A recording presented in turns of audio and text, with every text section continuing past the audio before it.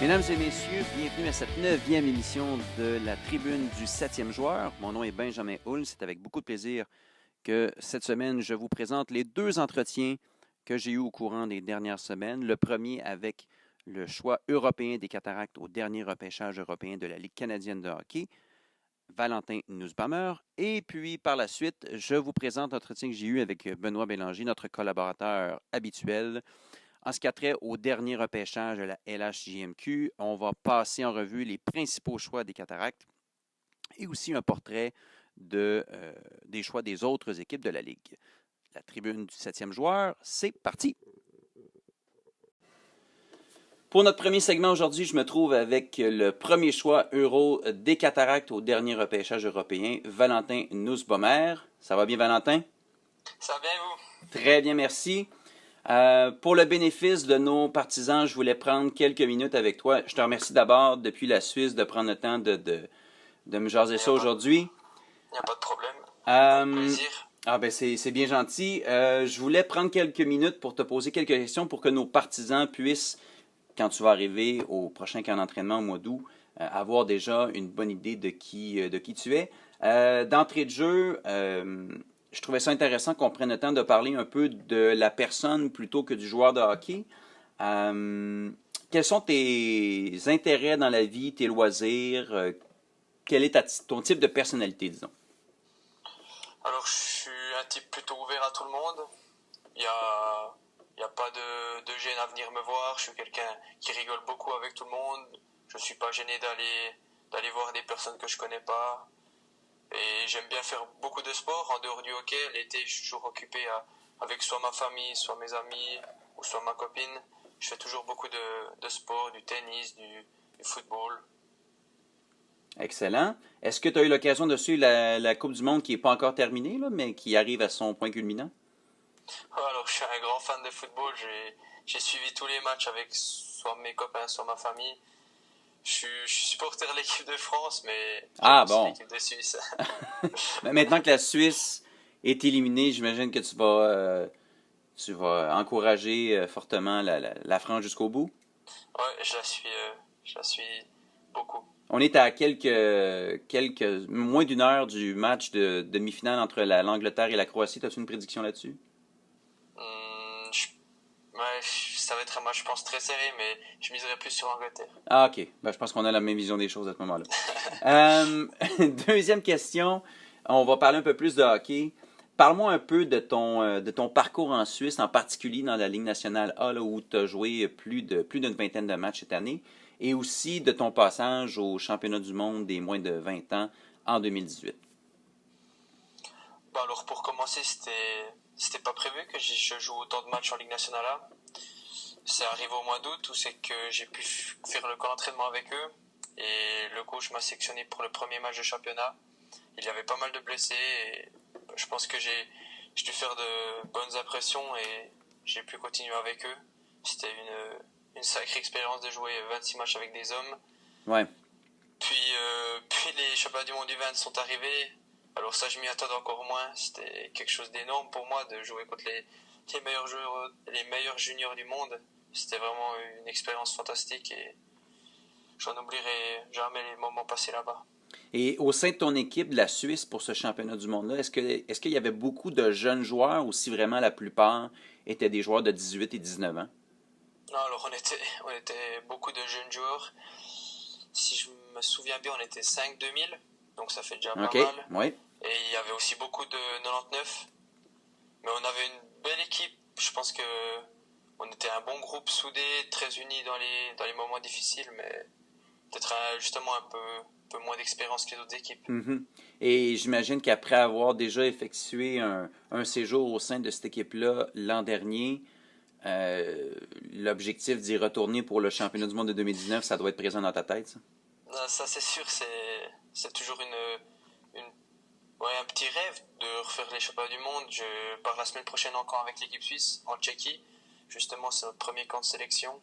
Mais je sais que ce sera une année aussi compliquée pour moi pour faire une place. Et j'espère en tout cas y être au mois de décembre. Autre question pour toi. il y a de plus en plus, évidemment, de joueurs qui arrivent de partout dans le monde. Comment on en vient à la conclusion que la Ligue de hockey junior majeur du Québec ou la Ligue canadienne de hockey, ça devient le meilleur tremplin pour son développement? Pourquoi as-tu choisi cette ligue-là? Alors, il y a plusieurs raisons. Je pense que la première, ça a aussi toujours été un rêve. J'ai eu la chance de faire le tournoi Pee-Wee à Ouais. Québec et j'avais vu évoluer l'équipe des Remparts et ça m'avait marqué. Et voilà, les années ont suivi et j'ai toujours eu un petit œil sur cette ligue-là. Et cette année-là, j'ai eu la chance de pouvoir choisir en quelque sorte de venir dans cette ligue parce que j'ai aussi beaucoup d'idoles qui sont passés par là. Par OK. exemple, Nico Hischier, Ouais. Nicolas Ehlers. Voilà, c'est tous des grands joueurs provenus de la Suisse. Donc, ça a aussi été là mon choix de faire le saut en Amérique du Nord. Qu'est-ce que tu connaissais de ta nouvelle équipe avant d'être sélectionné? Alors, pas grand-chose. Ça a été une surprise pour moi. Je sais que ça. J'ai discuté avec mes agents, c'est une très belle organisation. J'ai vu que c'est la plus ancienne organisation de la Ligue. Mm-hmm. Et puis que, voilà, j'ai aussi pu voir la patinoire sur quelques photos, le nombre d'habitants. Je me suis aussi moins renseigné. Je savais pas grand-chose, mais j'ai vraiment hâte d'arriver là. Ben, je pense que nous aussi. Autre question, est-ce qu'il y a des gens au sein de l'organisation ou parmi tes futurs coéquipiers avec qui tu as eu l'occasion d'échanger depuis ta sélection? Ouais, alors là, j'échange presque tous les jours avec Jérémy Martin. Oui. Donc, je l'ai connu au camp de mon agence l'été passé au Canada. C'était à Châteauguay. Et puis, depuis, on s'est un peu lâché de vue, disons, par message. Et quand le jour de draft est arrivé, que j'ai été sélectionné par Shawinigan, il m'a tout de suite renvoyé un message. Et ça me fait aussi beaucoup, beaucoup plaisir que j'ai pu reprendre contact avec lui parce que je pense que c'est aussi un bon point que je connaisse quelqu'un déjà dans l'équipe. Et j'ai aussi eu l'organisation des cataractes au téléphone après la draft. Sinon, c'est tout. OK. Et là, plus en lien avec ton type de joueur, tu es un joueur d'avant, 5 pieds 11, 160 livres, tu as 17 ans, tu lances de la gauche. À quoi les partisans peuvent s'attendre de ta part quand tu vas toucher à la glace du centre Gervais-Auto? Un joueur très offensif, très habile avec ses mains. Je suis un joueur assez rapide. Après, j'ai encore quelques progrès à faire en zone de défense, mais les fans doivent s'attendre à un joueur très offensif. Excellent. Dernière question pour toi. On parle de toi comme d'un espoir de haut niveau pour le prochain repêchage de la Ligue nationale de hockey en 2019. Comment tu vis en quelque sorte avec cette pression-là ou est-ce que ça va te rajouter une certaine pression vu que ça va être une année pour toi assez déterminante? Alors une pression, non, pas du tout. C'est plutôt que du bonus de voir son nom haut classé dans les classements de la draft 2019. Ça fait toujours plaisir de se lever le matin et de voir des classements comme ça. Mais non, pas de pression. Je sais que j'ai une grosse année à faire cette année avec Shawinigan et j'ai vraiment hâte de commencer la saison et on verra par la suite. Ben écoute, je peux te dire à mon nom personnel et au nom de nos partisans qu'on a bien hâte effectivement nous aussi que tu débarques à Shawinigan pour le prochain camp d'entraînement au mois d'août. Ben je voulais te remercier pour le temps que tu nous as accordé aujourd'hui et on se voit dans à peu près un mois et demi. Parfait, merci à vous. Je tiens à remercier tout le monde et voilà, comme je l'ai dit avant, j'ai vraiment hâte d'arriver dans un mois. J'espère que le mois de juillet passe le plus vite possible pour débarquer pour débarquer chez vous. Merci beaucoup. Merci à toi.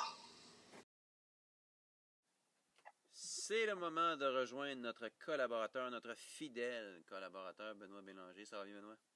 Ça va bien, merci, toi. Yes.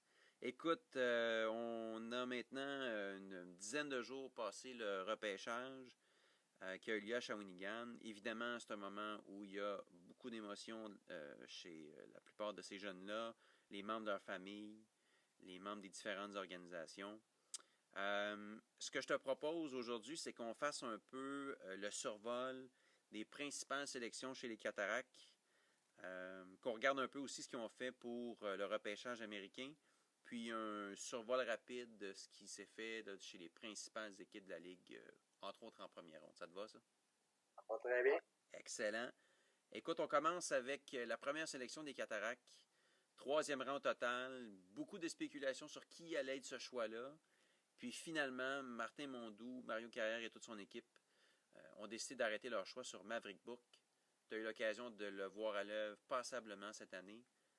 Tes premières impressions sur ce joueur de centre de 5 pieds 9, 155 livres, produit des estacades de Trois-Rivières? Oui, effectivement, on l'a vu souvent cette année. Trois-Rivières, c'est une équipe que nous, on a affrontée régulièrement, puis également qui nous ont éliminé des séries éliminatoires. Portion de l'année où il a particulièrement été très actif, là, qui a été très dominant.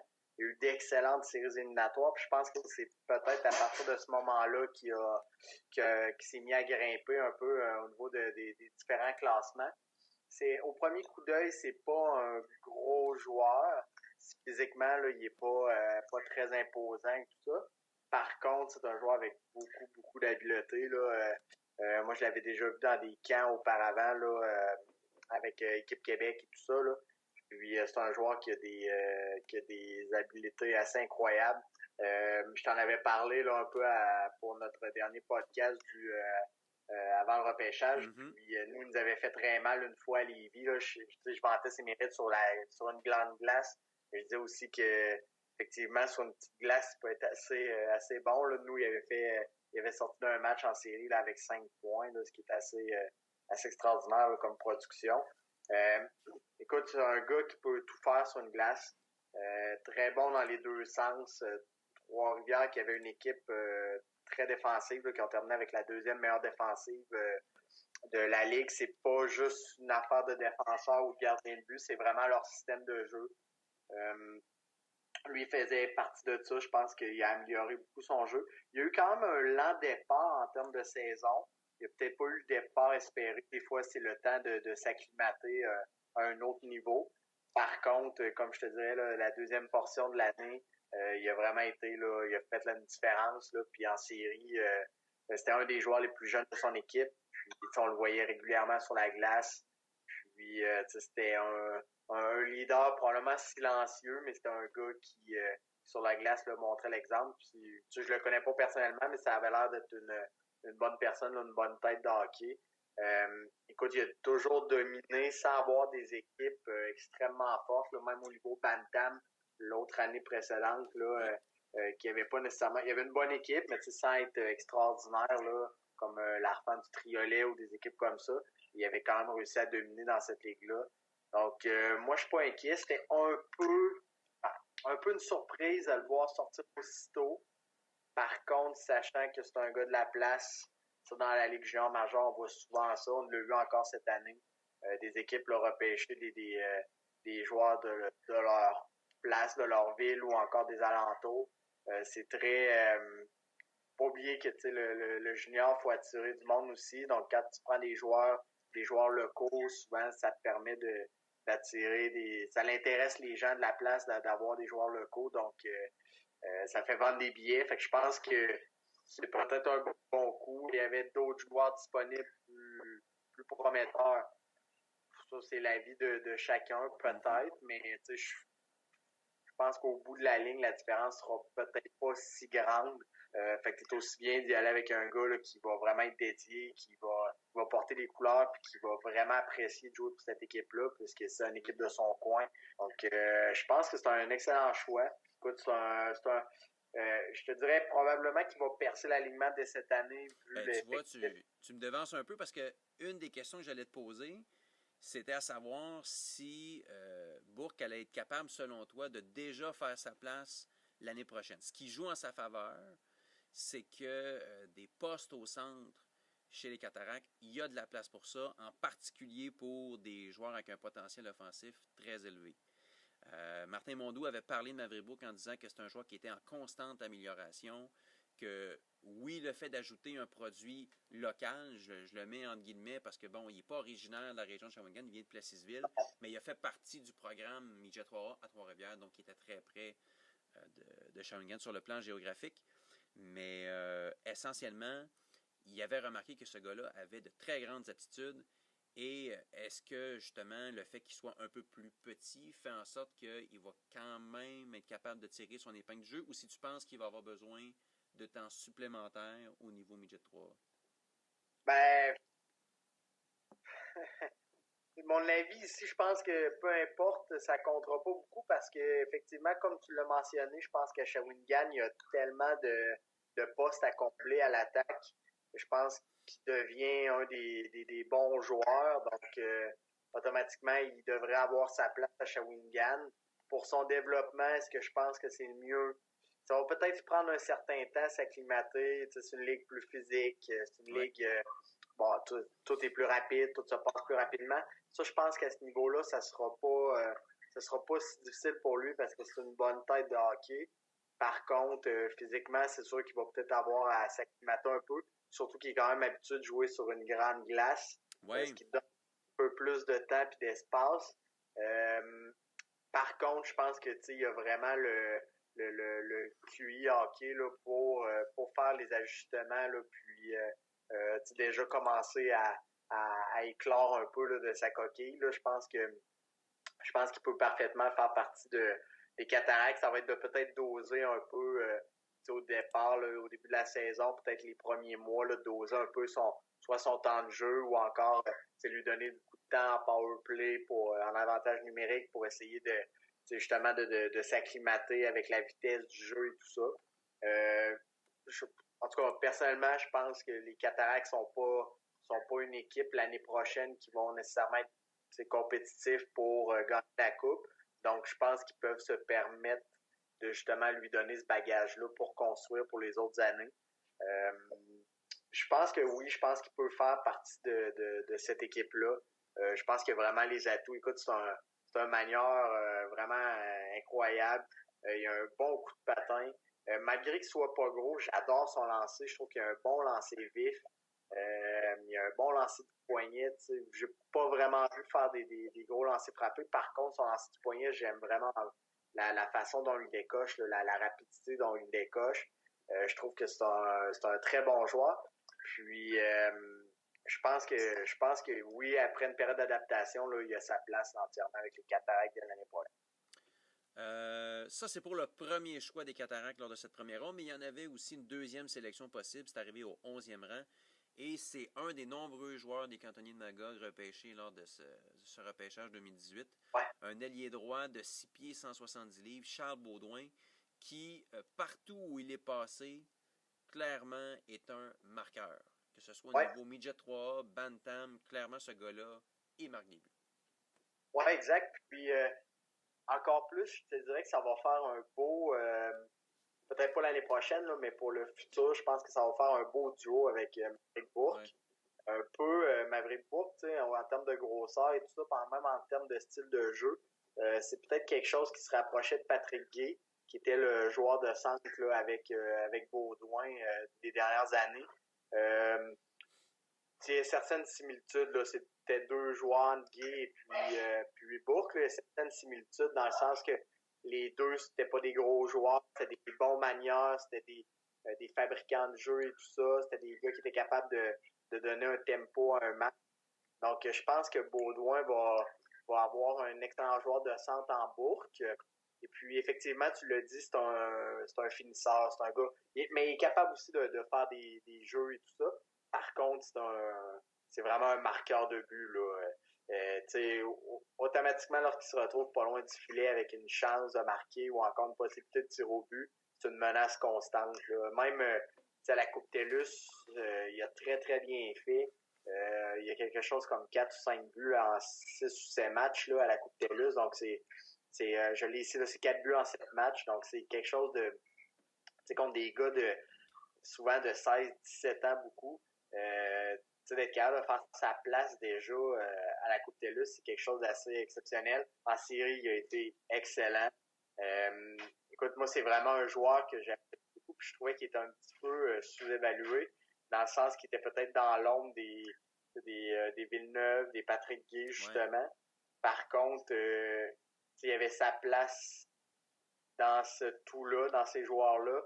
C'était pas nécessairement, il produisait pas nécessairement parce qu'il jouait avec ces gars-là, mais aussi parce que lui amenait de l'offensive parce que lui-même est un excellent joueur. Fait que je pense qu'on l'a comme souvent un peu oublié en disant ah oui, parce qu'il joue avec Patrick Gay ou ah, parce qu'il joue avec William Villeneuve.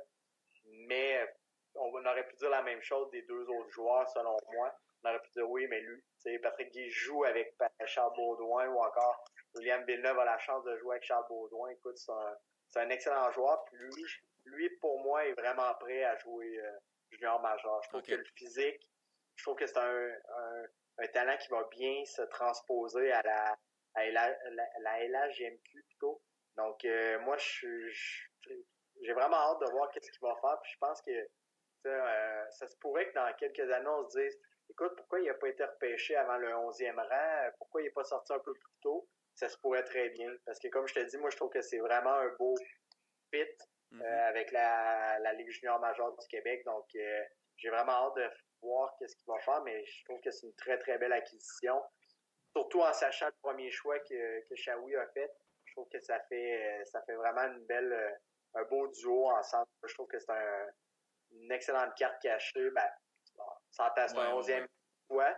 C'est pas nécessairement tant caché que ça, mais je te dirais qu'ils m'ont probablement plus impressionné que des gars qui ont été pris avant. Donc, je trouve que ça vaut vraiment le coup. Puis, je pense que les gens de Shawinigan vont vraiment, vraiment l'apprécier. Je peux te garantir que sur place, en tout cas, ils étaient très heureux, les gens de Shawinigan, parce que c'est lui qui a reçu la première ovation alors qu'il venait d'être repêché. Il a mentionné j'ai hâte de jouer devant cette foule-là. C'est des gens qui ont l'air passionnés par le hockey, ils ont l'air à triper. Je pense que comme carte de visite, on ne pouvait pas laisser mieux. Oui, je me rappelle de ça, effectivement. Je pense qu'il a déjà trouvé le moyen de se faire des fans, mais je te jure, lorsqu'ils vont le voir jouer, c'est un joueur qui est difficile à contrer. C'est un gars qui fait quand même bien tout bien sur la glace. Il est complet. Je te dirais que même défensivement, je le trouve excellent. C'est un gars qui a de bloquer des lancers. Écoute, c'est un gars qui peut être utilisé à toutes les sauces puis qui peut être dangereux à toutes les sauces. Un gars qui peut jouer en désavantage numérique puis qui peut être une menace. C'est ce genre de joueur-là. Là. Écoute, c'est vraiment quelqu'un qu'il ne faut pas que tu laisses abandonner trop longtemps dans ta zone parce que tu risques de payer cher là, de pas le marquer. Donc, c'est vraiment un joueur très, très intéressant. C'est un très beau choix. Le prochain, enfin, je dis le prochain, là, mais j'ai pas le choix de dire les prochains. C'est une deuxième ronde pour Shawinigan qui avait 3 sélections dans cette ronde-là. Et ils sont allés piger chaque fois dans ta cour, Chevalier de Lévis. J'avais hâte de voir qui allait être sélectionné. Je me souviens très bien que Carl Bouchard nous avait dit j'ai un coup de cœur. En fait, j'ai 2 coups de cœur. Un de ces coups de cœur, c'est William Veillette. Tu m'avais parlé de William Veillette et qui arrive comme sélection de deuxième ronde. Ben, c'est le joueur de centre de 5 pieds 10, 170 livres de Lévis, William Veillette. J'aimerais ça que tu me parles un peu de ce petit gars-là. Oui, écoute, lui était très, très heureux de... Ah oui, effectivement, je peux te le confirmer. Oui, exact. Puis, écoute, je lui avais parlé peut-être la veille ou quelques jours avant et tout ça. Pour en revenir un peu, il avait un peu vécu une déception de ne pas avoir été pris pour Équipe Québec pour le défi Gatorade et tout ça. Il avait vu 5 de ses coéquipiers être invités, puis lui, il n'avait pas été invité, bon, pour X raisons. Il avait dit de pas trop s'en faire avec ça. Écoute, c'est des choses qui arrivent. C'était pas la première fois qu'il avait été boudé par Hockey Québec. Ben, pas boudé, mais qui avait été un peu mis de côté. Mais écoute, ce gars-là, c'est un peu dans le même style que Baudouin. C'est sûr que c'est un peu moins un finisseur. Par contre, c'est un gars qui fait extrêmement bien tout sur la glace. Nous, on l'a beaucoup vu au centre à Lévis. Mm-hmm. Je pense que c'est un gars qui est fait pour être un joueur de centre. C'est un gars qui est conscient de sa défensive, qui a joué sur le désavantage numérique, qui a joué, écoute, à la fin en séries éliminatoires. Puis, j'ai revu nos chiffres. Là, je pense que je te mens pas, il faudrait que je revérifie encore. Là. Je pense qu'en séries éliminatoires, nos chiffres en avantage numérique étaient autour de 60% de réussite. C'est quelque chose d'assez... il me semble que j'ai vérifié il n'y a pas longtemps, puis c'était 61, si je me rappelle bien. Puis écoute, il jouait, nous, à la pointe. Ah, OK. Oui, exact. On avait essayé ça, puis ça fonctionnait vraiment bien. C'est un gars qui distribue bien la rondelle. C'est un gars qui a une vision du jeu là, extraordinaire. Moi, je trouve que c'est un des gars qui a des plus belles têtes de hockey de ce groupe d'âge-là. Qu'est-ce qu'il a fait qui était peut-être pas évalué aussi haut que les autres, qui était un peu une carte cachée? C'est peut-être le fait que, tu sais, il n'y a pas eu une production extraordinaire en saison. Écoute, il y a 10 points en 4 matchs, il y a 5 buts, 5 passes. Au début, on l'utilisait, je dirais peut-être sur des missions plus défensives, sur une troisième ligne et tout ça. La raison, c'était pas parce qu'on croyait pas à son talent, au contraire, c'est parce qu'il revenait d'une blessure. Donc, il n'avait pas joué depuis un certain bout, le temps de reprendre du rythme. On avait préféré, justement, l'intégrer tranquillement et tout ça. Mais écoute, aussitôt que le rythme est revenu, ça a été un joueur là, qu'on pouvait pas se passer. Là. C'était vraiment un joueur, comme tu disais, là, comme je te disais, à toutes les sauces. Écoute, en séries éliminatoires, il a été ordinaire. Il y a 9 points en 6 matchs. C'est ce que je disais, il y a autant de points en série, ou presque, qu'en saison régulière, mais en 18 matchs de moins. C'est quand même impressionnant. Exactement. C'est un joueur qui, comme je te dis, là, qui suite à une blessure, quand il est revenu, là, il était excellent. Puis, c'est un joueur qui s'est toujours démarqué parce qu'il était capable de tout bien faire. Que ce soit au niveau Bantam ou même cette année, là, nous, on n'était pas gênés de l'avoir sur la glace en fin de match. C'est un joueur qui peut donner du rythme. C'est un gars qui a une belle rapidité. Autant, des fois, il y a des joueurs qui sont rapides sans la rondelle, mais lui, avec la rondelle, il est vraiment rapide. Ses premières enjambées sont excellentes. Moi, je trouve que c'est un gars qui est très mobile, travaille bien ses edges. Écoute, j'ai de la misère à y trouver des défauts. Peut-être qu'il pourrait travailler un petit peu des fois, justement, autour du filet et tout ça. Comme j'avais mentionné aussi, c'est un gars qui, l'année passée, qui a touché tellement de poteaux, ça a été incroyable. Le gars, là, c'était, comme je te disais, c'était comme une blague, là, un peu entre nous, là. On disait toujours, bon, il a fait un Will Veillette, il a touché le poteau. Mais, c'est ça, c'est un gars qui s'il réussit à concrétiser plus de chances, ça va être un gars là, redoutable. Je dirais que c'est un projet, peut-être. Ça semble tôt, des fois en deuxième ronde, mais cette année, il n'y avait pas tant de joueurs élites au niveau du repêchage, mais c'est vraiment un beau projet. Puis je te dirais que dans les jeunes, c'en est un qu'on pourrait identifier comme un gars qui pourrait devenir pro. Pas nécessairement pro Ligue nationale, mais qui pourrait facilement jouer quelque part un jour, soit en Europe, soit dans une ligue professionnelle. Je pense que c'est le genre de joueur qui peut réussir à faire ça parce qu'il y a tout pour réussir. Il y a les habiletés, puis il y a aussi le QI hockey, là, le hockey sense là, en anglais. Il y a vraiment tout pour réussir. Puis peut-être que Mondou est derrière ça un peu, mais il est invité pour le camp des U17 pour faire le camp estival. Donc, c'était un peu une déception de ne pas avoir été avec Hockey Québec. Par contre, une belle surprise, surtout avec l'équipe Canada. Oui, exactement. Puis, ce que je lui ai dit, là, je lui ai parlé en fin de semaine, puis je lui disais, écoute, tu vas avoir la chance d'avoir des entraîneurs avec toi qui sont vraiment qualifiés, tout ça. Donc, c'est d'emmagasiner le plus possible. Puis, c'est vraiment le genre de joueur qui va prendre tout ça, puis qui va garder ça comme bagage par la suite. Donc, je pense qu'il va en sortir encore un meilleur joueur. Puis, c'est le genre de joueur qu'on ne devrait pas perdre, nous, mais qui pourrait causer une surprise, puis déjà faire l'équipe à 16 ans. En tout cas, on verra, là. C'est sûr que nous, pour ce développement, vu que l'année passée, il y a eu juste une demi-saison, on préférait peut-être leur avoir un peu, mais c'est le genre de joueur qu'on pourrait perdre là, au temps des fêtes. C'est ce que j'allais dire.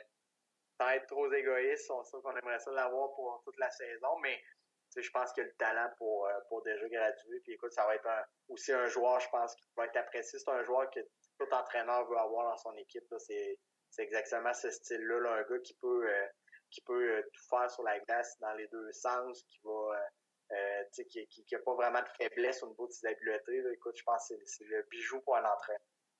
En tout cas, moi, c'est certainement un coup de cœur, évidemment, de par mon volet plus communication, de l'avoir vu aux abords du vestiaire avec sa famille, très, très ému. Je trouvais ça vraiment spécial. J'étais vraiment content pour le jeune homme. Et si c'était pas assez d'un chevalier de Lévis, on en a eu un deuxième, deux rangs plus tard, Xavier Bourgault. Oui, exact. Puis ça a été un peu une surprise parce que je pense que presque tout le monde avait Xavier Bourgault classé un petit peu plus haut que Will Veillette. Pourquoi? Bon, peut-être que Shawinigan avait peur. Je pense que Shawinigan a peut-être eu des échos. Des fois, quand tu veux vraiment un joueur, t'es mieux de le repêcher le plus rapidement possible, là, quitte à peut-être le monter un peu sur ta liste. C'est peut-être pour ça qu'ils ont voulu prendre William Veillette avant. Et si on vient sur Xavier Bourgault, écoute, c'est un autre joueur qui a beaucoup, beaucoup d'habileté. C'est un joueur qui, en espace restreint, est vraiment excellent. C'est un gars qui, dans un coin de patinoire, peut, l'expression, là, se revirer sur un 30 sous, là, c'est vraiment ça. C'est un joueur qui est extrêmement mobile. Écoute, sur patin, là, c'est très élégant. C'est pas un gars qui est très gros physiquement. Par contre, il fait partie des plus jeunes de cette cuvée-là. Là. C'est un gars qui est né au mois d'octobre. Donc, c'est un joueur qui a amplement le temps de se développer physiquement. C'est un gars assez sérieux, tout ça. Il est conscient qu'il est un excellent joueur de hockey. Au niveau bantam, c'était vraiment beau à voir. Ça a été aussi pour lui une petite période d'adaptation là, au niveau de son arrivée midget 3. Mais puis il a été blessé aussi durant les séries. Donc ça. Puis effectivement, c'est peut-être quelque chose qui nous a fait mal un peu là, en série, c'est de l'avoir perdu. Parce que c'était un de nos éléments offensifs là, assez important. C'est un gars qui a pas, comme je te disais, qui a pas nécessairement une grosse force musculaire. Par contre, ça va venir. Donc, c'est vraiment un très, très beau projet parce que les habiletés, ils sont là. C'est un gars qui va améliorer avec sa force musculaire, là, qui va améliorer son lancer, par exemple, qui va être probablement un peu plus puissant. Mais au niveau du patin, là, c'est un patineur tellement fluide là, que je te dirais que même s'il réussit à rajouter de la force, ça va être probablement de la vitesse ou encore de l'explosion pour ses premiers coups de patin, là, ses premières enjambées, mais sinon, c'est déjà un gars qui est extrêmement mobile là, puis qui a une belle rapidité. Donc, je pense que vous allez l'apprécier, puis qu'il a des excellentes mains. D'ailleurs, c'est lui qui a marqué le but gagnant pour la Coupe Dodge. Il avait vraiment une belle manœuvre qui était parfois un peu à risque. Là. C'est un joueur Okay. qui va aimer prendre des risques là, avec ses habiletés. Est-ce que je pense que ça va venir avec la maturité aussi, c'est de, comme on dit souvent, c'est de gager, là, c'est d'évaluer est-ce que c'est le bon moment pour le faire et tout ça. Mais c'est un joueur qui peut être assez spectaculaire au niveau de justement de ses mains, de ses habiletés. Puis même avec le défi là, Gatorade, il avait vraiment très bien fait. Je pense qu'il avait beaucoup monté dans les rangs de plusieurs équipes à ce niveau-là. Je pense que certaines équipes peut-être qui hésitaient, c'était effectivement sa charpente, mais moi, c'est pas quelque chose qui m'inquiète beaucoup, sachant que c'est un gars surtout du mois d'octobre, donc il était dans les plus jeunes, là, ça m'inquiète pas vraiment. Là.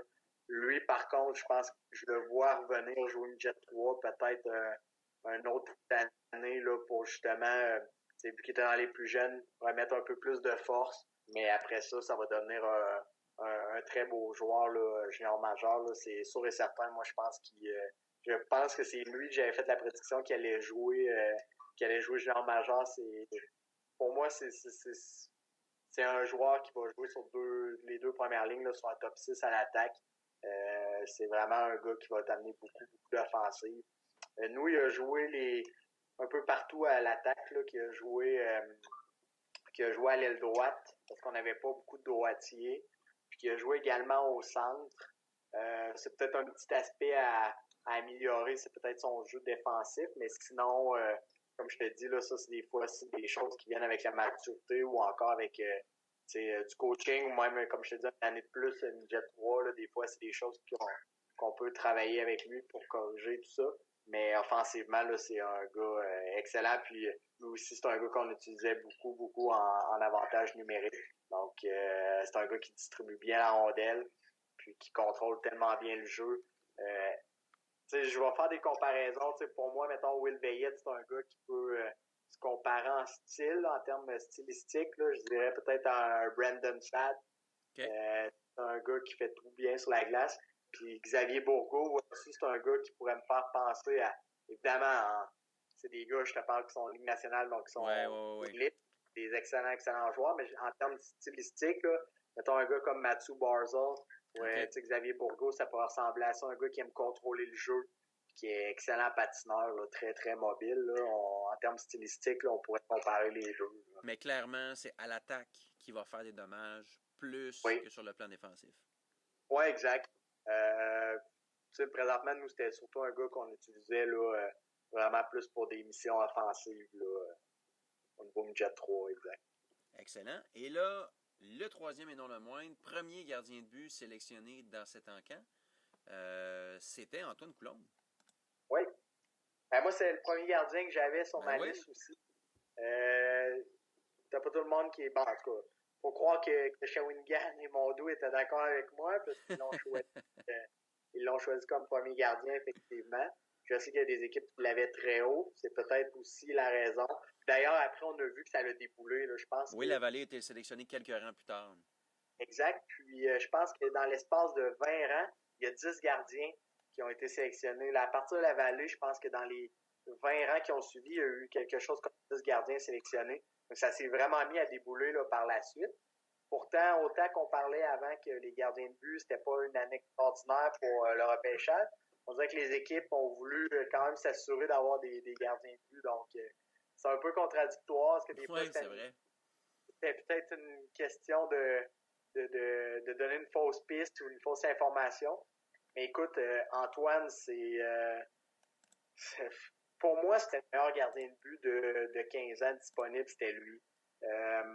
Lui aussi a peut-être pas eu le début de saison escompté. Des fois, peut-être encore plus un gardien de but, là, le temps de s'adapter à la ligue, le temps de s'adapter au style de jeu et tout ça. C'est un gars qui a toujours dominé partout où il a joué depuis qu'il est jeune. Il a toujours joué dans une bonne équipe aussi. Donc, il a toujours eu une bonne brigade avec lui. Il a toujours eu un encadrement qui était positif et qui faisait que ça l'aidait pour son développement et tout ça.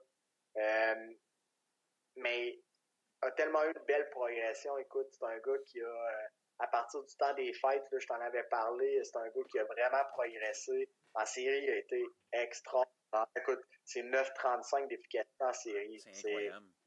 À 15 ans, là, c'est quelque chose. Il a continué au défi Gatorade, il a 9,50 d'efficacité. Il a une moyenne de buts alloués d'une 19. C'est sûr que c'est juste 3 matchs, mais quand il faut le faire, là, c'est contre les meilleurs des autres provinces, puis du Québec. Donc, non, écoute, c'est un gardien qui a vraiment, vraiment bien progressé. C'est une bonne tête de hockey. C'est un gars qui... un gardien de but, souvent, c'est des gars qui vont très bien voir le jeu se développer puisqu'ils ont le jeu devant eux. Donc, puis lui, je pense qu'il voit très bien le jeu, comment il se déroule. Il y a des points à travailler. Je pense que sa rapidité là, transversale, là, c'est-à-dire ses déplacements gauche à droite contre une équipe qui va faire beaucoup de passes qu'on appelle cross en anglais. Peut faire du dommage face à lui. Par contre, ça se travaille. C'est du jeu de pied qui se travaille et tout ça. C'est un goaler que j'avais mentionné qui est très difficile à battre sur un premier lancé.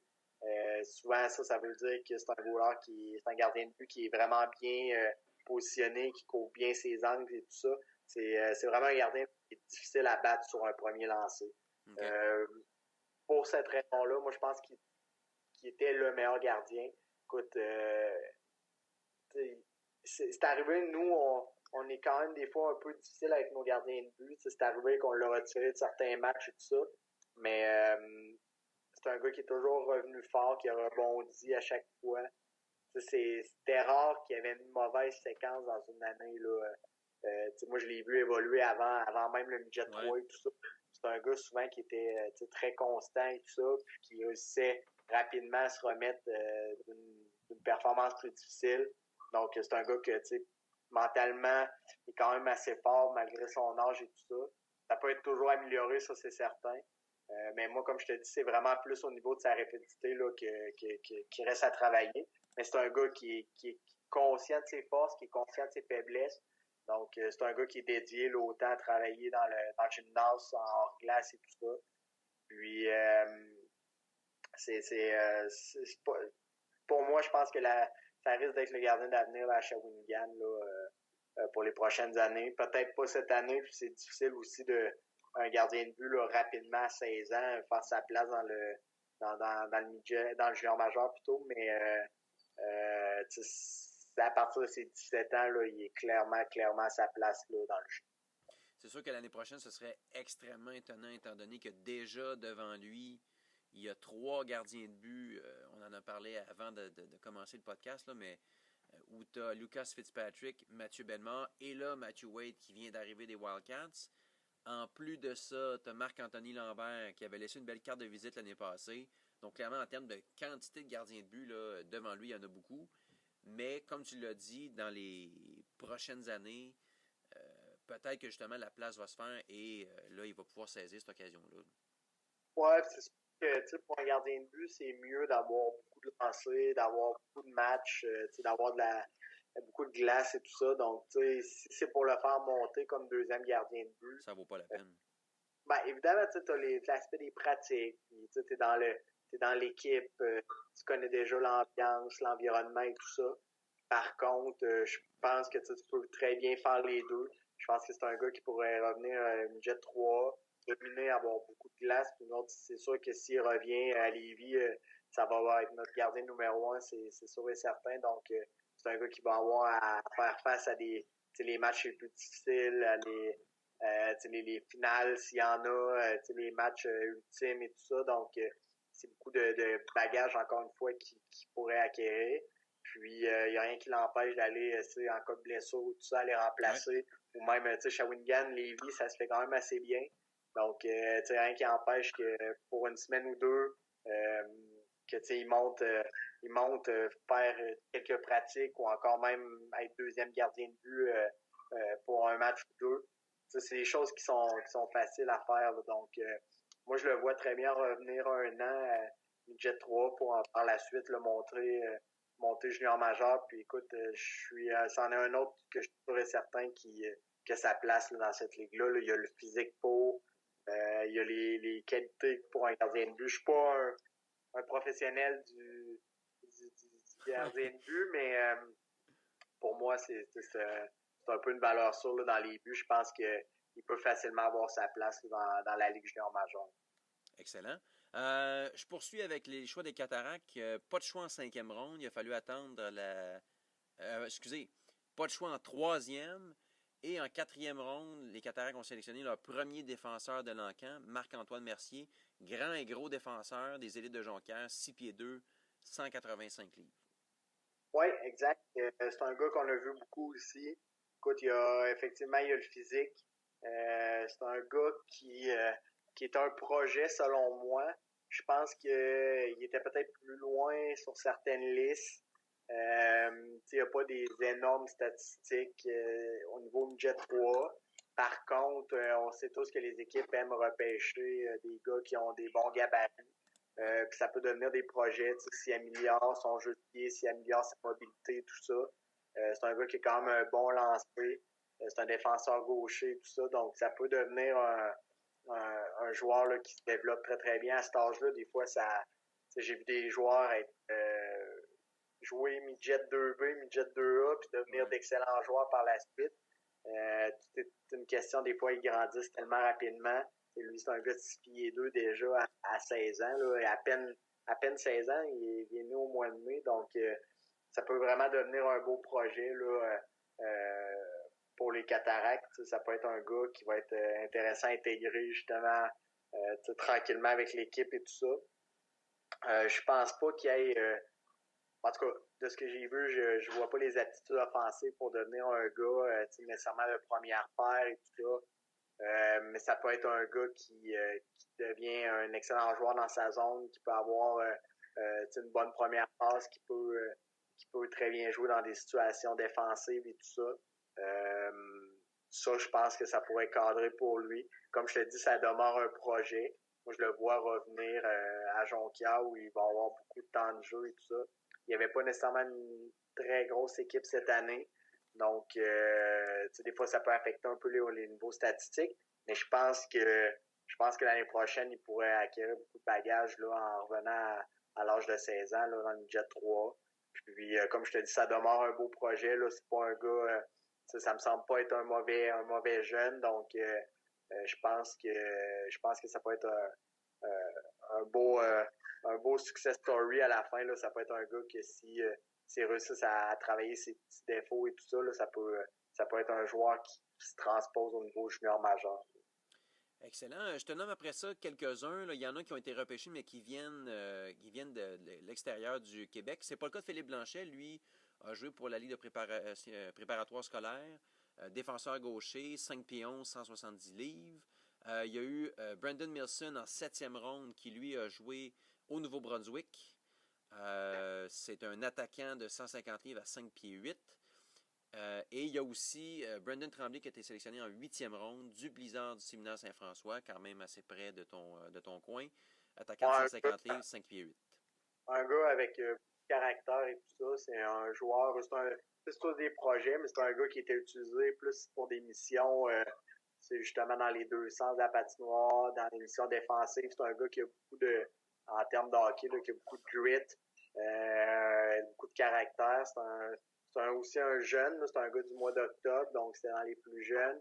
Pas le plus gros physique, mais je pense que c'est un gars qui va pouvoir finir autour de 5 pieds 10, 5 pieds 11 ou dans le junior majeur, mais qui va quand même, qui est pas désavantageux nécessairement par sa grandeur ou sa grosseur. Là. C'est un gars qui est quand même sa place et qui n'hésite pas à aller au filet et tout ça. C'est un gars, je pense que tout au cours de la saison, qui a bien progressé. Donc, je pense qu'ils ont eu un bon travail avec lui. Ça demeure un beau projet. Ça peut être un gars qui peut facilement se retrouver peut-être sur une 3e ligne ou 4e ligne là, dans le junior majeur puis qui devienne un gars d'utilité là, dans une équipe. Et comme tu l'as dit, à partir de ces rangs-là, souvent, c'est des projets. Des fois, tu as quelques cartes cachées. Moi, je le vois pas. Je pense pas qu'il y ait les habiletés pour devenir un joueur c'est vraiment offensivement qui apporte quelque chose d'extraordinaire dans la Ligue junior majeure, mais je pense que c'est un gars qui pourrait trouver sa niche là, à Shawinigan, là, puis qui pourrait servir là, pour plusieurs missions que je vois plus défensives. Mais un gars qui peut mettre avec autant de caractère, je pense que c'est un gars qui peut être utilisé là, pour donner du rythme à un match aussi. Excellent. 9e ronde, Zachary Barabé des Harfans du Triolet. Il y a un autre gardien de but qui a été sélectionné par les Cataractes, Olivier Leclerc, qui lui est venu du programme des Estacades de la Mauricie. Justin Roy des Riverains du Collège Charlemagne en 11e ronde, un attaquant de 6 pieds, 165 livres. Ouais, un bon gabarit, lui. C'est un bon physique. C'est un gars aussi qui a pas peur de s'impliquer physiquement. Offensivement, ça n'a pas été une grosse saison pour lui. Pourtant, au niveau Bantam, là, vois-tu, il y avait eu une belle progression sa 2e année Bantam et tout ça. Cette année, c'était un petit peu plus effacé. Il y avait quand même des bons joueurs devant lui. Mais c'est un gars physiquement là, qui peut faire du dommage là, avec ses coups d'épaule et tout ça. C'est un gars qui est capable de jouer là, la game physique. Là. Toujours du niveau midget 3-1, il y a Brandon Lévesque qui a été sélectionné en 12e ronde du Rousseau Royal de Montréal. Défenseur gaucher déjà assez grand et gros pour son âge. On parle de un petit peu plus que 6 pieds 1, 180 livres. Ce qui est quand même avec un bon physique aussi. Eux, il n'y avait pas une très, très grosse équipe, là, donc c'était difficile offensivement de pouvoir produire tout ça. Par contre, ça reste un bon défenseur, là, je te dirais peut-être dans la moyenne et tout ça, là, qui peut tout bien faire, qui n'a pas un gros potentiel offensif. Par contre, j'ai pas détesté quand je l'ai vu. Je trouve que c'est quand même un joueur honnête, là, puis physiquement, il est à sa place aussi. Donc, ça reste un beau projet là, pour Shawi aussi. Et parmi les autres sélections qui ont été faites, il y avait le seul défenseur droitier sélectionné par les Cataractes dans ce repêchage, c'est Anthony Messier de la Rive-Sud, Collège français de la Rive-Sud, et finalement un produit local des Estacades de la Mauricie, Félix-Antoine Houle, un centre diminutif, joueur de centre de Bon, 5 pieds 3 quarts et 124 livres. C'est important des fois le 3 quarts. Oui, exact. Donc, ça complète dans le fond l'ensemble des sélections au repêchage. Il y a aussi eu signature d'agents libres après, à la toute fin de la séance de sélection et dans les jours qui ont suivi. J'aurai l'occasion d'y revenir à un autre moment. Ce que j'aimerais qu'on fasse ensemble, c'est qu'on porte attention et qu'on fasse un survol rapide de ce qu'il y a eu dans cette première ronde de repêchage, ou du moins pour certaines équipes lors de cet encan. Ouais. Il y en a qui profitaient quand même de plusieurs sélections. C'est le cas des Saguenayens de Chicoutimi qui pouvaient se targuer d'avoir la première sélection au total ainsi que le 7e choix. Et ils ont quand même fait le plein de joueurs de centre avec, un nom qui a été entendu en premier et je pense que la plupart des gens s'attendaient à ce que ça soit ça. De l'Intrépide Gatineau, c'est Hendrix Lapierre qui a été choisi par les Saguenayens. Et ce qui a retenu un peu l'attention, c'est leur sélection au 7e rang de Théo Rochette qui a finalement pris la direction de Chicoutimi. Exact, c'est ça. Alors, tout le monde se demandait est-ce que ça va être Hendrix Lapierre, est-ce que ça va être Théo Rochette, est-ce qu'ils vont y aller pour un autre joueur, mais c'était beaucoup entre ces deux-là. On parlait beaucoup d'amener de l'offensive à l'attaque pour Chicoutimi. Donc, la question était Lapierre ou Rochette. Au final, ça va être Lapierre et Rochette, donc ça va être les deux. Ça va être assez... c'est une très belle façon de retourner de bord une situation d'une équipe. Là, je pense que rapidement, tu viens d'améliorer ton équipe et tout ça. Écoute, je pense que ils ont peut-être... tu sais, on le sait jamais. Hein, tu sais jamais comment ça peut se dérouler. C'était peut-être dit, écoute, il faut faire le choix. On fait notre deuil de Théo Rochette. Pour quelle raison? Il avait peut-être pas vu assez jouer. Est-ce qu'il décidait d'y aller avec un gars qui va être un favori de la foule parce qu'il y a de la famille là-bas à Chicoutimi en Hendrix Lapierre? Il y a plusieurs facteurs probablement qui fait qu'ils ont choisi... Oui. Je t'entends toujours. Oh, OK, parfait. Ah, c'est bon, oui, je t'entends toujours. Donc, c'est ça, ils ont choisi Hendrix Lapierre. Écoute, ça va être c'est un excellent choix. C'est un gars qui est tellement rapide. Sur la glace là-bas, ça va être quelque chose. Je pense que même avec Théo Rochette, je pense que ça va pouvoir faire un beau duo à long terme. L'aspect de Théo Rochette, c'est peut-être l'aspect physique aussi qui a fait peur à certaines équipes. Mm-hmm. C'est un gars qui arrive de la Suisse. C'est des fois des ligues un petit peu moins physiques. Mais je pense que après une courte période d'adaptation, là, je pense que c'est un joueur qui va être dominant dans cette ligue-là, surtout en ayant la chance de jouer avec Lapierre.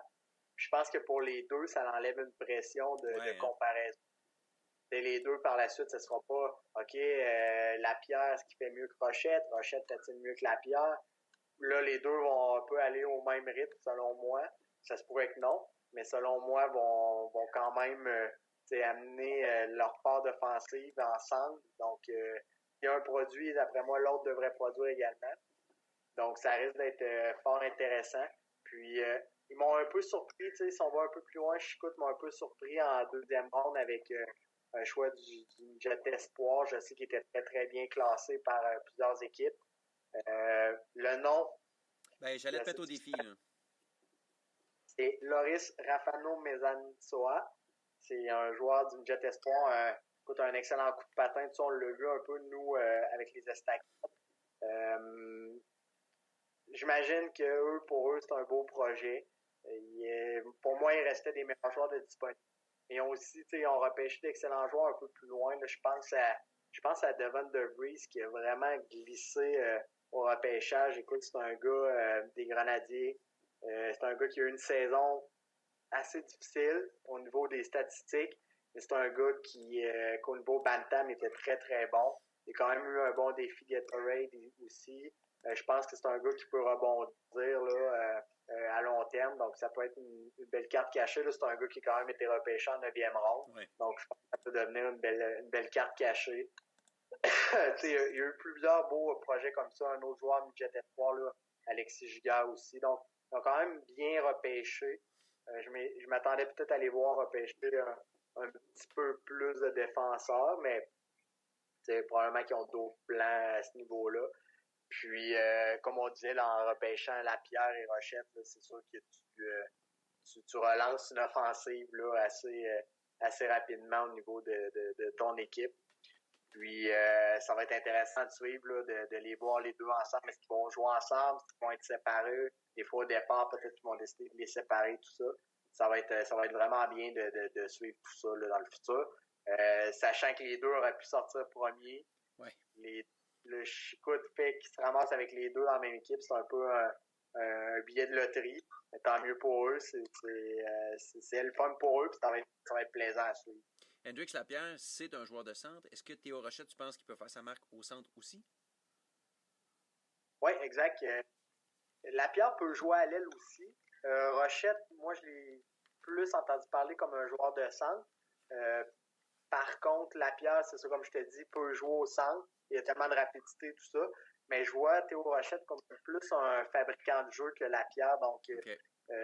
Si moi, j'avais à faire un choix, je mettrais Rochette au centre avec Lapierre à l'aile. Mais tu sais, ils peuvent facilement les deux jouer chacun sur une ligne au centre. Puis ça va être à Yannick Jeanne de décider rendu là pour leur développement et tout ça. Ça devient deux lignes extrêmement difficiles à couvrir là, quand tu as une puissance sur chaque ligne comme ça à surveiller. Donc, Et s'il y a une équipe qui a eu la main heureuse au dernier repêchage, c'est fort probablement les Sea Dogs de Saint John. Ils avaient, tout comme Shawinigan, 5 sélections dans les 2 premières rondes. Mais pour les Sea Dogs, là, c'était quand même une opportunité incroyable. Ils repêchaient au 2e, au 8e et au 15e rang dans la première ronde. Ils ont fait le plein en sélectionnant William Villeneuve. Personne n'était surpris de le voir sortir au 2e au total.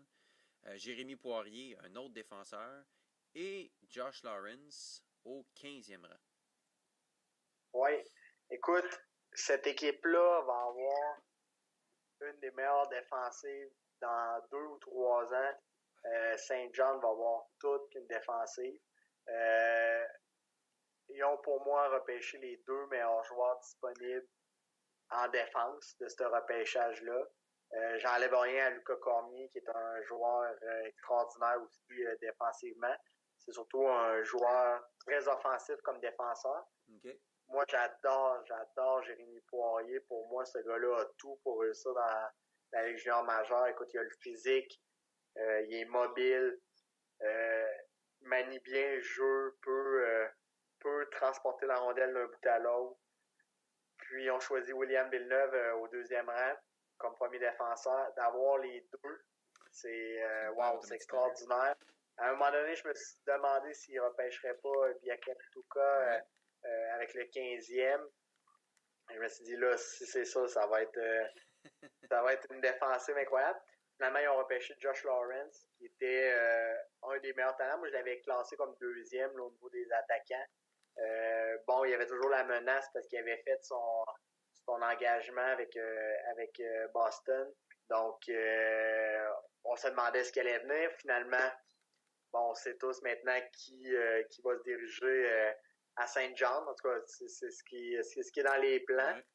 Puis, si on va même un peu plus loin, moi, ils m'ont vraiment impressionné. C'est sûr que plus tu as des bons choix, plus c'est facile de bien paraître lors du repêchage. Mais écoute, des gars comme Brady Burns, des gars comme Charlie Desroches, qui, moi, j'avais adoré. C'est un gars un autre défenseur qui est vraiment excellent. Alexandre O'Neill, qui était pour moi peut-être le meilleur joueur, offensivement, du midget espoir. Là, c'est un gars du Lac-Saint-Louis. Ils ont empêché Charles-Antoine Dumont, un gars de Lévis aussi, que nous, on a vu, qui est un excellent attaquant. Encore des petites choses à corriger, mais il y a un beau potentiel. Un gars comme Dawson Stairs, que moi, j'avais très, très haut sur ma liste, qui est sorti en 7e ronde. Une carte cachée pour moi, c'est Nicolas Kakouras. Je sais pas, j'en avais peut-être parlé, mais en tout cas, pour moi, c'est une carte cachée. Écoute, il est sorti vraiment tard. Il est sorti en 8e ronde. C'est un gars, offensivement, qui peut produire. Il n'a pas le plus gros physique. Il n'est pas le plus grand encore, mais encore là, lui, c'est un gars du mois d'octobre, donc c'est dans les plus jeunes. Peut-être pas des stats wow à tout casser pour comme des gars de première ronde et tout ça. Par contre, c'est un gars qui avait une équipe qui était peut-être moins bien entourée, qui avait une équipe de plus de fin de classement et tout ça. Mais je trouve que c'est un extrêmement beau projet. En tout cas, moi, j'ai adoré cette sélection-là. Je trouvais qu'en 8e ronde, c'était, je dirais pas un vol parce qu'on n'est jamais sûr de ces jeunes joueurs-là. Mais ils ont vraiment fait des beaux choix. Puis, comme je te dis, là, la défensive va être vraiment excellente là, d'ici quelques années. Évidemment, ils partent de loin parce qu'ils ont échangé un gars comme Cédric Paré et tout ça. Donc, ouais. il reste plus grand-chose. Il reste les Ostap Safin, est-ce qu'il va revenir? Là, pour l'instant, on pense que oui, mais on n'est jamais sûr. Est-ce qu'il pourrait retourner jouer dans son pays ou ailleurs? Il y a Radim Salda aussi qui est souvent dans des rumeurs d'échange pour ailleurs. Donc, ils partent de loin. C'est quand même des projets à long terme là, pour ces jeunes-là, mais je pense qu'ils vont quand même l'intégrer dès cette année. Puis, ils ont également pigé beaucoup dans les maritimes. Ils ont pigé beaucoup avec St. John Vitos, que moi j'avais vu au Challenge, là, que je pense à des gars comme Connor Richard ou Cale McCallum, des gars qu'on a revus aussi au défi là, qui ont bien fait. Donc ça demeure des beaux projets. Moi j'ai vraiment été impressionné. Il y avait tellement de choix, là, si je compte 5, 6, 7, 8, 9, 10, 11. Ça fait 14, 15, 16, 17 choix. Donc, c'est sûr que plus t'as de choix, surtout des hauts choix, là, écoute, il parlait 5 fois dans les 32 premiers au final. Là. C'est exact. Mais ils ont fait des bons choix, pour leur donner. Wow, oui. Ça va être, moi je te dis, ça va être une des très très bonnes défensives là, d'ici les prochaines années. Là. J'ai vraiment aimé leur repêchage. Puis en choisissant un de mes préférés, là, en Poirier, en choisissant Lawrence qui on n'était pas sûr, qui est probablement un vol, là, sachant qu'il va se présenter, là, il devient un peu un vol à ce rang-là. C'est toujours un peu la chose qui est difficile à voir, un peu comme le choix qu'ils ont fait avec le choix des Américains là, par la suite pour le repêchage des joueurs américains là, qui ont choisi Jack Williams, qui est c'est un joueur de hockey qui est probablement un des meilleurs de son âge. Écoute, s'ils réussissent à l'attirer aussi, je sais pas, je sais qu'il y avait des pourparlers comme quoi il réussirait à l'attirer, là, je sais pas si ça s'est réglé, mais si Jack Williams finit par se présenter à Saint John, écoute, cette équipe-là, d'ici 2-3 ans, devient une force automatiquement là, dans cette ligue-là. C'est sûr qu'ils ont toujours un peu la chance de jouer avec les joueurs qui jouent la carte des engagements aux États-Unis qui, par la suite, finissent par se présenter. C'est peut-être un avantage. Je sais qu'il y a certaines personnes qui critiquent ça. Mais écoute, pour la Ligue, c'est sûr que nous, au moins, on a l'avantage de pouvoir voir au moins ces joueurs-là évoluer dans notre cours, dans la Ligue. C'est peut-être pas fair pour certaines équipes là, à plus petit budget ou encore à de plus petits territoires et tout ça qui réussissent pas à attirer ces gars-là. Mais écoute, ça c'est un débat intéressant. Ouais. Je partage un peu là-dessus. Je suis sûr que je suis content de voir ces gars-là s'ils viennent évoluer dans cette ligue-là là, parce qu'on peut les voir jouer. J'aimerais ça peut-être que ce soit plus équitable pour chaque équipe, mais ça, c'est difficile de faire un règlement là, qui permettrait ça. Là, mais pour l'instant, c'est peut-être un peu utopique d'essayer de trouver une solution rapide qui pourrait permettre à tout le monde de pouvoir jouer sur le même pied d'égalité, là, tout en laissant aussi aux joueurs la liberté de choisir le circuit dans lequel ils veulent évoluer. Là. C'est assez touché comme situation, effectivement. Ça devient très, très difficile. Donc, écoute, cette année encore, ils ont la main heureuse. Ça va probablement leur profiter. Écoute, ils ont fait des bons choix aussi avec ces choix-là. Donc, on va leur souhaiter, mais je pense que cette équipe-là, là, s'ils réussissent en plus à attirer Jack Williams, là, je voyais, vois-tu, en tout cas, ça n'a pas été annoncé encore, mais il y a encore son commitment avec Northeastern University, mais ça peut changer vite dans ce monde-là. Donc, si jamais lui finit par se présenter aussi, écoute, Saint John devient d'office une équipe à surveiller là, dans les prochaines années, là, surtout avec leur défensive là, qui ont renforcé assez rapidement. Puis tu parlais du repêchage américain. Disons que ça se déroule beaucoup plus rapidement que le repêchage à la LHJMQ. Il y a beaucoup moins de rondes, il y a beaucoup moins de joueurs sélectionnés. Il y en a 2 par équipe. Si on regarde les sélections par les Cataractes, ils ont repêché James O'Brien ou Joe O'Brien, peu importe. Les gens ne le connaissent peut-être pas, mais il y a quand même des statistiques assez impressionnantes. Avec Thayer Academy, on parle en 30 parties de 43 buts, de 37 passes, 80 points. Tu l'évalues comment, ce joueur-là? Écoute, c'est un excellent joueur. C'était un des plus vieux qui a été sélectionné au niveau de ce repêchage-là américain. Donc, moi, en tout cas, c'est vraiment mon feeling, si tu veux. Là, je pense que probablement que Shawi a déjà fait des pourparlers avec lui.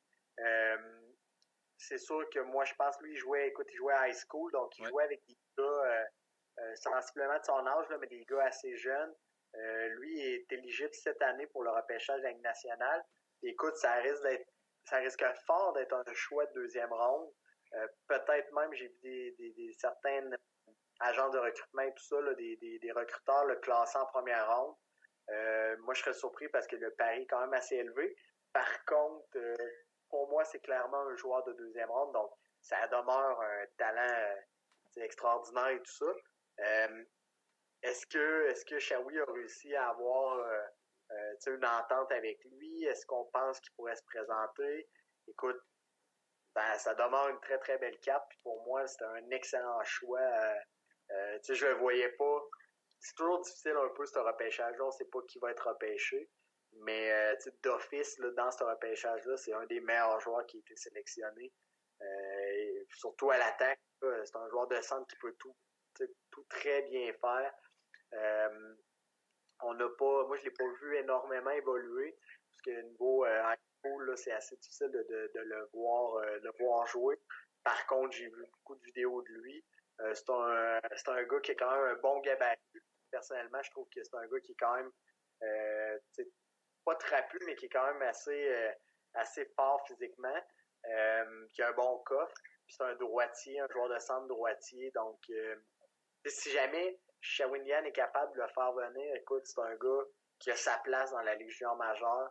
C'est un gars qui pourrait déjà avoir il y aura un impact là, pour moi éminent déjà en partant. C'est un gars qui est capable de marquer beaucoup de buts, qui est capable de contrôler le jeu, qui est fort physiquement sur le long des bandes, qui peut gagner des batailles, là, que ce soit devant le filet ou encore sur le long des rampes. C'est vraiment un bel atout là, si jamais il réussit à le faire venir. Là, écoute, ça peut être une très, très, très belle prise pour les Cataractes. En tout cas, si ça pouvait se concrétiser, je suis persuadé que déjà, il y a des gens qui verraient bien un duo avec Yann Droz, l'espoir des Pingouins, là, qui est un ailier qui est vraiment habile pour distribuer la rondelle. Il se retrouverait soudainement avec un joueur de centre qui est capable, justement, d'engranger les points, les buts. C'est clair que ça pourrait faire beaucoup de dommages. Mais comme c'est souvent le cas pour ces choix américains, ou même parfois c'est les choix européens, on verra bien si ça va se concrétiser avec un joueur qui débarque à Shawinigan et enfile l'uniforme, parce que malheureusement, trop souvent, des fois on a été déçus, on se faisait de grandes attentes envers ces sélections-là, puis ça se concrétisait pas. Des fois, ça peut être juste, écoute, lui est supposé jouer à Providence College, là, si je me trompe pas, dès l'année prochaine, en NCAA. Donc, des fois, est-ce que ces joueurs-là se protègent en disant, mettons que ça va pas très bien la première année, puis des fois, c'est pas évident de graduer, surtout que lui, il passait par le high school. Il a quasiment pas joué dans le junior, là.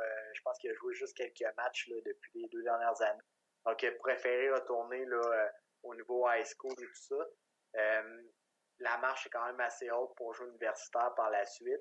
Et on a vu des gars le faire. Là, je pense à Casey Mittelstadt aussi, qui l'a fait l'année passée, qui avait joué quand même plus de matchs au niveau junior là, en USHL. Par contre, est-ce que lui, c'est ça, est-ce qu'il se dit si jamais ça va pas comme il voudrait en NCAA, est-ce qu'il pourrait décider de revenir dans la LHJMQ? Je pense à A.J. Greer, par exemple. Ouais, ben oui. Est-ce que ça pourrait être ce style-là? Donc, ça peut devenir aussi pas nécessairement en termes de joueurs, mais ça peut devenir, pour un échange, après ça devient un atout, là, ça devient une carte de plus à jouer. Si jamais il y a une équipe qui dit qu'on apprend que lui, il serait intéressé à s'en venir dans la Ligue junior majeure, que Shawinigan n'a pas nécessairement besoin de ses services, ça devient un atout là, pour un échange ou quelque chose comme ça, d'aller chercher soit un choix repêchage ou un jeune joueur. Donc, ça devient vraiment, c'est ça, comme en termes anglais, on dit un asset. Ouais. Très intéressant parce que lui est prêt à jouer.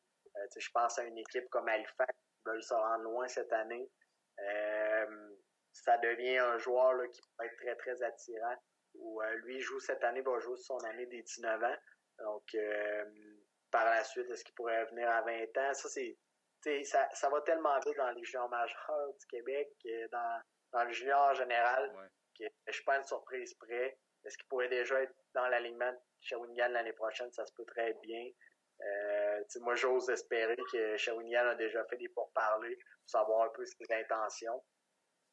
Ça va être intéressant à suivre, mais c'est un très, très beau projet. Là, on parle d'un gars qui va être repêché cette année, là, sûr et certain dans la Ligue nationale. Donc, ça devient d'office un très, très bon joueur pour la LHJMQ.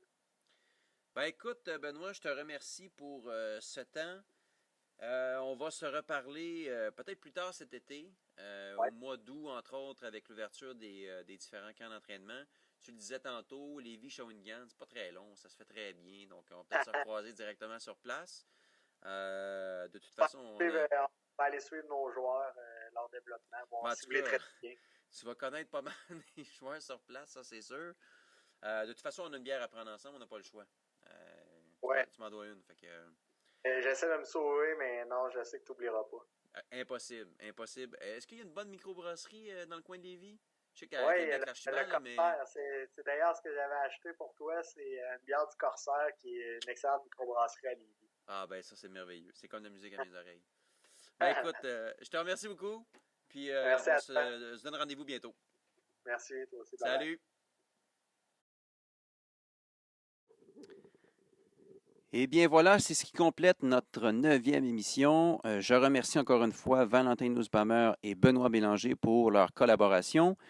Et nous, bien, on va se revoir plus tard au mois d'août, en fait à la mi-août, pour le début du camp d'entraînement de l'équipe. D'ici là, je vous souhaite un bel été et profitez du magnifique temps à l'extérieur. Bye bye!